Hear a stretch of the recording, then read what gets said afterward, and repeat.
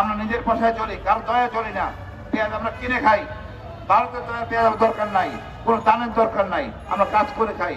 আমাদের প্রবাসী ভাইরা অনেক কষ্ট করে টাকা পাঠায়, এই টাকা চুরি করে রাজনীতিবিদরা। আমরা এই দুর্বৃত্ত রাজনীতিবিদ থেকে মুক্তি চাই।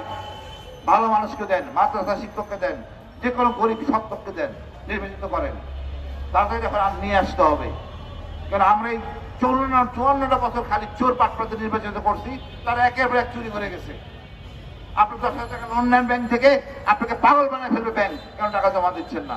আর ওরা হাজার হাজার কোটি টাকা চুরি করে, কোনো খবর নাই, এতে সালাম দেওয়া কথা বলে। আমাদের ওই জায়গাতে বেরিয়ে আসতে হবে। গরিবের জন্যই বাংলাদেশ, এই গরিবরাই বাংলাদেশটা সৃষ্টি করছে, এই আম জনতাই আগস্ট বিপ্লব করছে, এদের পাশে থাকতে হবে। একটা কথা বলে শেষ করবো, আওয়ামী লীগকে চিনতে গেলে একটা কথা বলতে হবে আমার। অত কিছু ইতিহাস আমি জানি না, ফেরাউনের কথা জানি, নমরুদের কথা জানি, তবে তাদের বংশধর খারাপ ছিল এটা আমি জানি না। তবে আওয়ামী লীগ তার বংশধর হলো একই, কুলাঙ্গার, ধর্ষক, লুটেরা, বাটপার, মিথ্যাবাদী, গণহত্যাকারী, এটা আওয়ামী লীগ। আমরা আর পুকুরের বাচ্চা, শুয়োরের বাচ্চা গালি দেওয়ার দরকার নাই, গালি একটাই, আওয়ামী লীগ। এটাই আমাদের নতুন গালি, আওয়ামী লীগ।